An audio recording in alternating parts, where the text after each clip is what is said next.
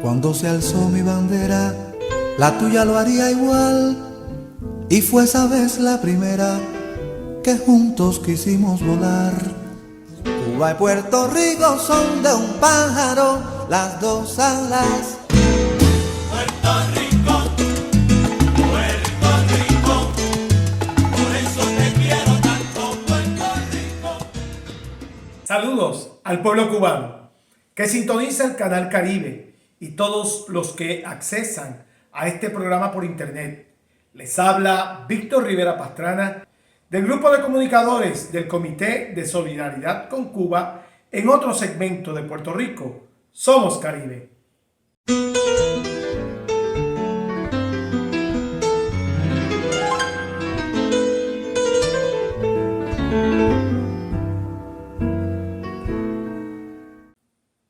Hoy continuamos con nuestra serie de artistas puertorriqueños que son solidarios con el pueblo cubano.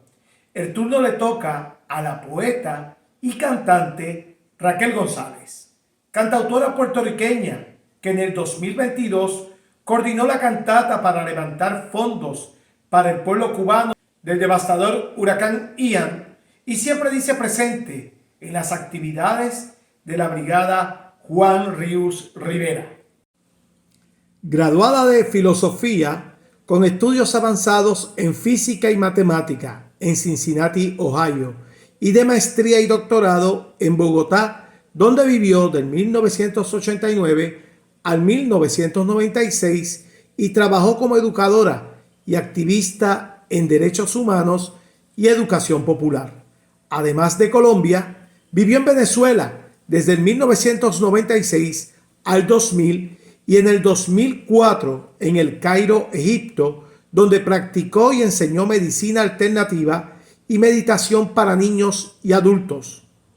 Regresa a su isla de Puerto Rico en el 2012, donde se ha destacado a luchar por la justicia social desde el Junte de Artistas Boricua.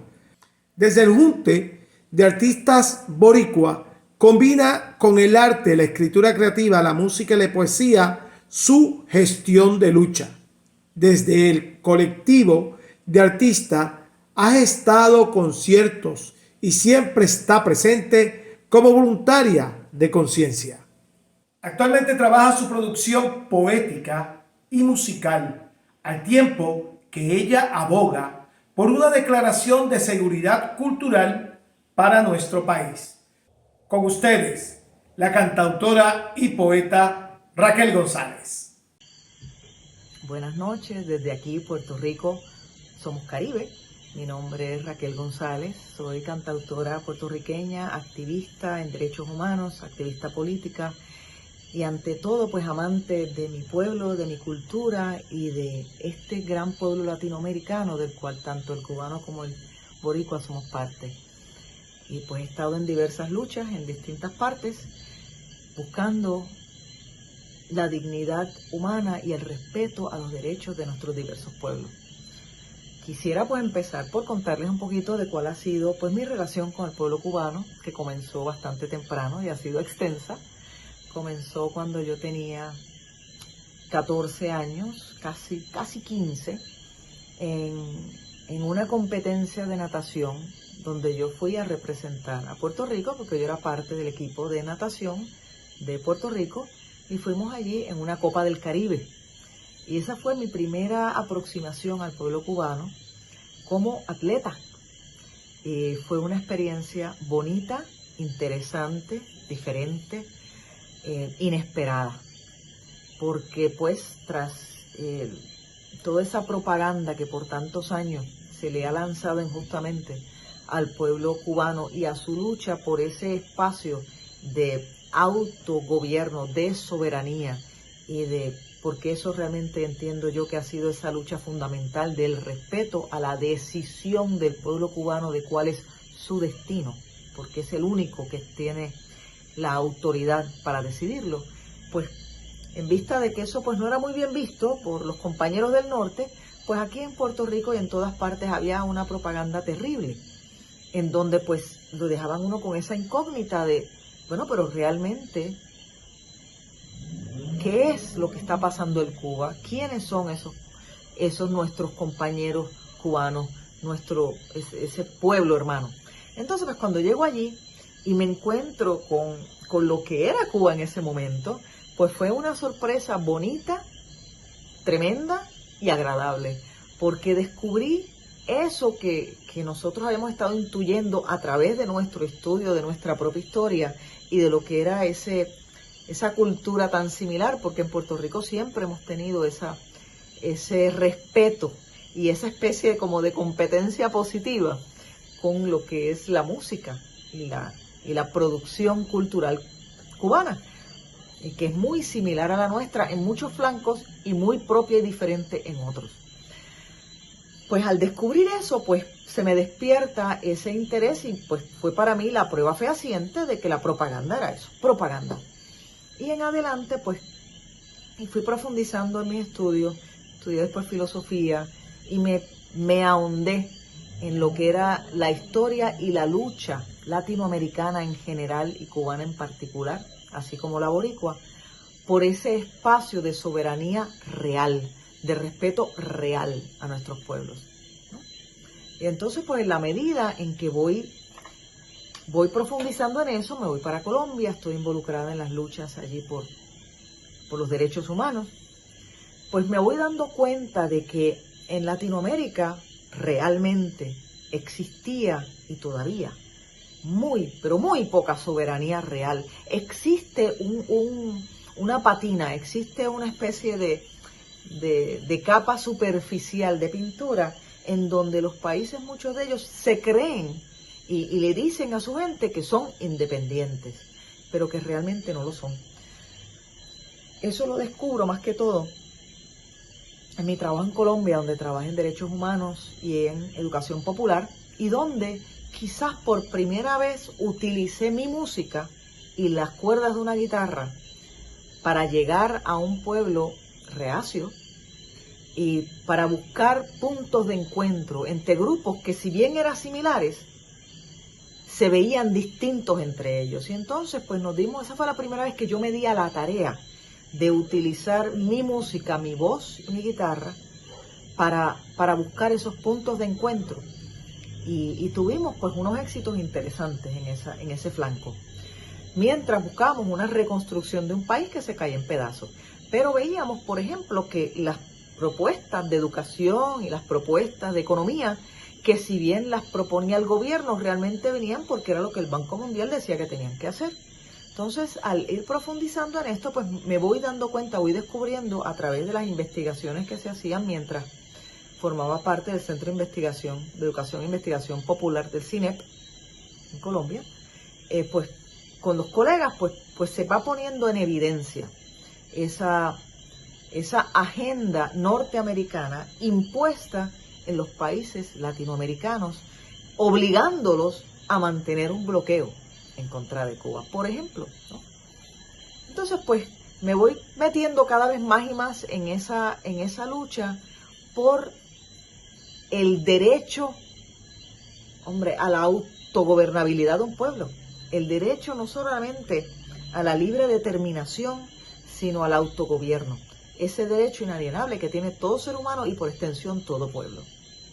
Pues después de estar muchos años viviendo en Colombia, trabajando con esto, pues tengo mi segunda visita a Cuba, pero voy en ese periodo especial, voy para allá con un grupo de personas que vamos a hablar de nuestra experiencia en educación popular a distancia, a un congreso de educación a distancia, en donde lo que habían eran universidades, así que se imaginarán cómo nos miraban a las que llegábamos a hablar de educación popular, a líderes comunitarios, a líderes que están por carta, porque en aquella época no había computadora, esto era, a pulso de carta. Pues cómo así nosotros desarrollábamos un proceso de educación popular en donde buscábamos que los líderes comunitarios aprendieran a hacer una lectura de la realidad, pudieran recuperar esa historia, pudieran entender los mecanismos que operan en los movimientos sociales, pudieran reconocer los agentes vivos dentro de lo que era esa realidad, quién hace qué y quién mueve qué y por qué y con quién. Y entender también entonces cómo implementar el proceso de la educación popular en ese proceso de empoderamiento de las comunidades mismas, ¿no? Y después cómo planificar y evaluar proyectos. Entonces ese era el concepto que llevábamos allí. Fue bienvenido y acogido, pero les cuento que aquello fue muy interesante, pero eso me dio una segunda oportunidad de acercamiento al pueblo cubano desde otra óptica y desde una colaboración en esos trabajos humanos y políticos que llevábamos a cabo. Así que entro por otro flanco. Y salí de allí todavía más entusiasmada con el proceso cubano, porque si Cuba pudo, eso quiere decir que todos podemos, ¿ves?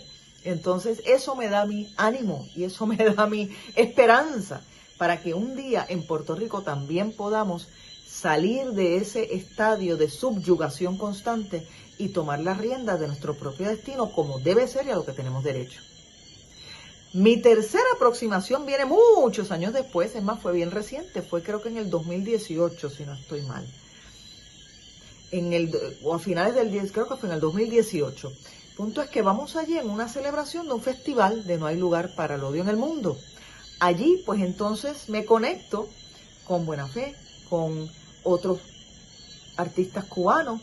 Creamos la letra de la canción es mía y la tonalidad es mía. Buena Fe le puso un arreglo muy interesante y la cantamos entre un montón de gente.